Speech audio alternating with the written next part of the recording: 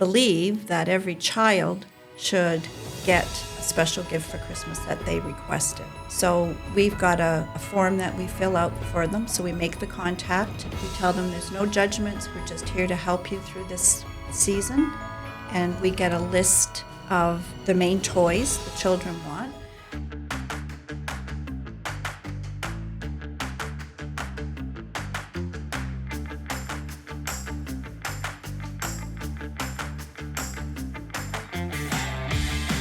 Okay, here we are in the episode of Conversations with Neighbors. That's the name of this wonderful show. And another special one because we have the December cover here, or half of the December cover here, right? Yes, it's going to be two other ladies. Today we have Penny Rawlinson and Sandy O'Neill. Welcome to the show. Thank you. Thank you. And who are we missing today? Lynn Muir and Lynn Whitten. Okay, wonderful. So we'll just start off with, tell us about what inspired the holiday drive, how it got started, and just take me back to the beginning of it, and we'll just build from there. Okay. I think it started about 17 or 18 years ago. Yes. When I worked for the Board of Education. And I worked as a role as a community resource facilitator. So I was out in the community as a resource to many agencies. And I partnered with Salvation Army, helping delivering gifts to families and starting our own holiday drive at the board office. And we did local families. We even went into Georgina and did some work up there. One of the things that I think we noticed was when people picked up their gifts, it was such a big organization that they didn't always get the gift they wanted, the children. And so that kind of inspired us that we believe that every child should get a special gift for Christmas that they requested. So that was sort of the lead into, then I retired and decided to continue, got my cousin on board, and we partnered with the school in Newmarket. And the partnership started where they gave us some space and provided the families. They identified the families, and we started the holiday drive, and that was about 15 years in ago. our 15th year, and we had started with 26 families. Oh, okay. So school identified the families They identified them. And reached out to the families and kind of got, I call it like a list of, this is a specific toy or needs, or was it just? They got the contact. Okay. Then the families gave permission for us to contact them. And that worked because schools are very busy, and we could have that one-on-one with the families. And we weren't working for the board at the time. We're just volunteers. Yep. So there was sort of that safety net that they felt they could share with us. So we've got a form that we fill out for them. So we make the contact. We tell them there's no judgments. We're just here to help you through this season. And we get a list of the main toys the children want. We've evolved that we realize teenagers like to shop on their own, so we give them a gift card. We give every young child a book to promote literacy and a family game to promote family time. We've partnered with the Lions Club, and they give grocery vouchers to our families, and they also provide a Santa's luncheon at the Riverwalk and free photos with Santa, so that's included. And we give a turkey dinner to every family. We have a gentleman in Alliston that donates all the carrots and the potatoes, and we get the turkey and all the fixings, and every family receives that. That's also. amazing. So early days of it, where did you pack the holiday baskets? Like, was it just the two of you? And like, where was the space? What was the early days of it? It was at a school, and we had one room. And at that time, we had three of us. And the room was very tiny, and every year they need the room for something, so they put us into another room. Oh, so you're constantly moving. Constantly moving, tripping over bags and toys. And then it was COVID that we could not get into the schools. Yeah. So that's when Nathan at the Church of Christ and his congregation gave us the space there. Yeah, definitely needed. I'm sure super helpful. Yes. And so you start with the initial vision of it, and then obviously you need people and partners to help you grow it. Talk a little bit about those partners and the impacts that they have had. You mentioned some of them of that, but dive in a little deeper from the church or from the people that do the turkey dinners, Julian Goyette, etc. Yeah, so being in the school, we were in a room and people would come in with donations and we never really got to see them. School's a very busy place. So we'd be in our room and somebody would say, oh, they left this today. And so that was sort of a barrier for us because people didn't really know us or know what we did. Nathan's church, from the very beginning when we were at Maple Leaf, did a breakfast for us and did gifts for us. So when COVID hit and we decided that families still needed our help, Nathan said, you can come to the church and work in the basement. Of course, during COVID, three of us decided, Lynn and Penny and I, that we were going to do it despite COVID. We wore masks. People would drop stuff off at the door and we'd go get it. And it was a drive-through pickup. So the families wouldn't get out of their car.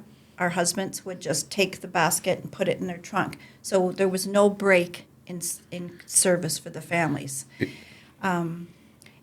So then when we were in the church, Julianne, for example, would come down and we got to know her. What a lovely lady she is. And so she got to see what we do. So we were more visible. And because of that visibility, we got more support. We have two great ladies from Aurora, Project Warmth, that used to deliver stuff to Maple Leaf and Aurora families. We met them, and they have been such great. Well, they provide pajamas for all our children. Oh, that's Yes, nice. yes. That's nice. Teresa and Tracy, they're both from Aurora. And then also they give us coats, track suits. They'll bring that up to us. Beautiful. So each of you have long-standing ties in Newmarket. Yes. Has that been a part of the inspiration? How has that personal connection to the community kind of helped with the holiday drive? Well, I was born and raised in Newmarket Heights, and that's an area that we serve. And, we're really happy to do that neighborhood. So. And I was born in Newmarket, but raised in Richmond Hill, and in 1974 moved to Newmarket. Wonderful. I lived in Newmarket Heights for 3 years in Silver Birch.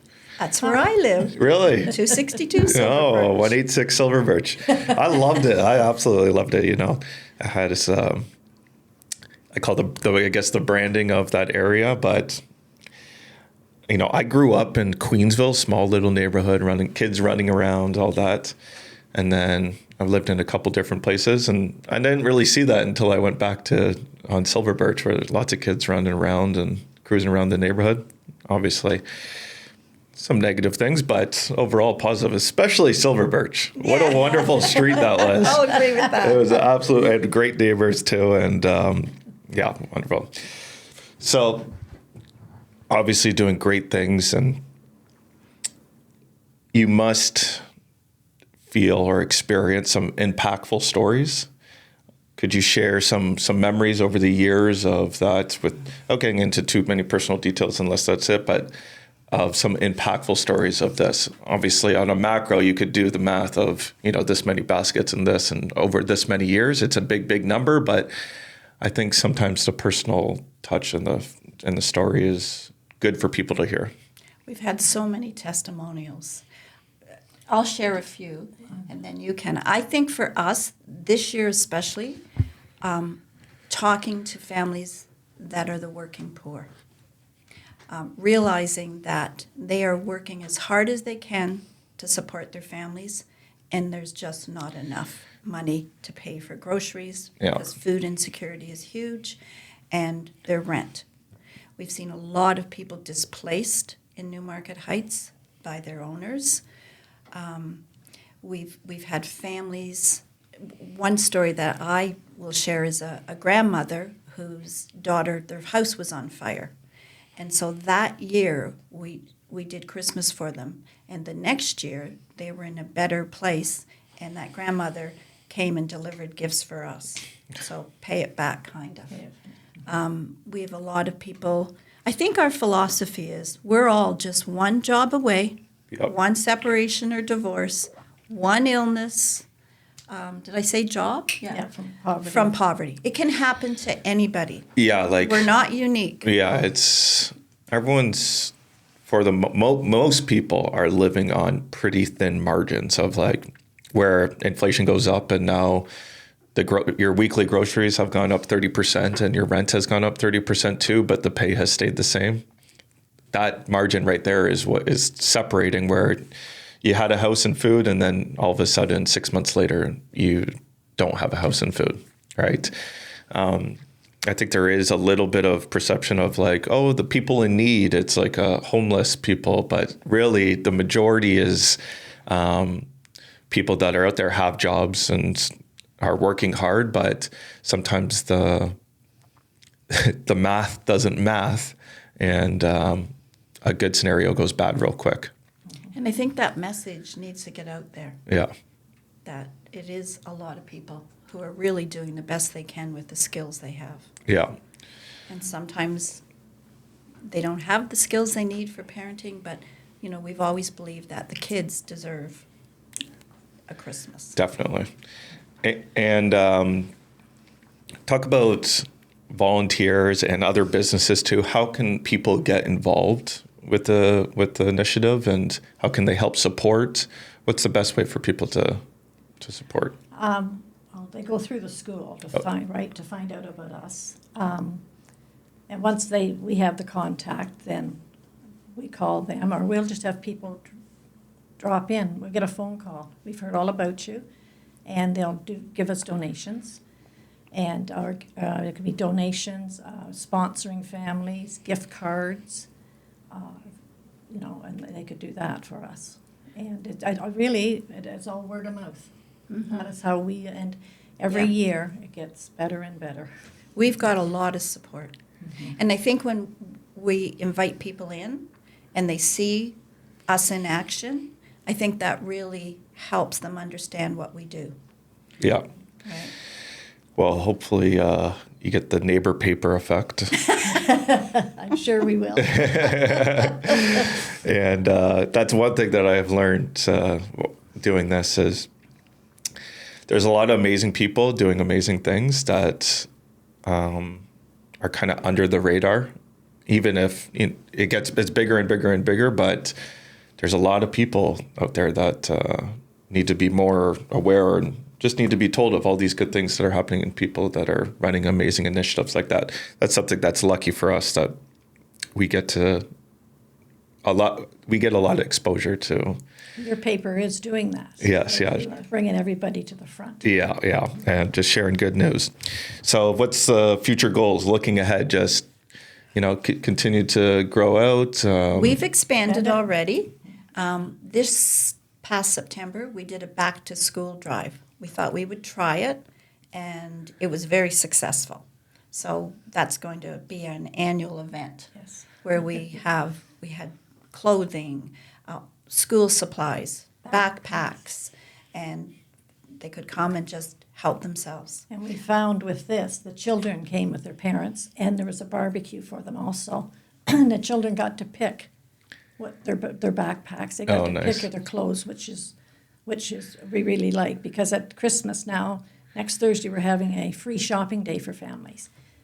But it's during the day, so it's just the parents who come in. Yeah. And we have Christmas decorations, family clothing, boots, and housewares. And that is a big success. And we've actually increased our food. So at the church, there's always food for families that they can come in and just take some food if they need it. Amazing. So through this experience, can you give some life lessons learned about community, resilience, giving back, some words of inspiration for people listening? And I think we live in an amazing community. The collaboration and people that we've met through doing this is inspiring and makes us want to keep doing it. families, when you talk to the families and get to know them, they become your neighbors, and you just want to keep doing it. It's very rewarding. And even when we're downtown Newmarket, Ferry Lake, there are families there that recognize us, and they'll come over and speak to us, right? Their children will be with them, and they'll just talk to us and thank us. It's amazing. Yeah. Well, thank you so much for coming in. All Okay, right. thank you, Miles.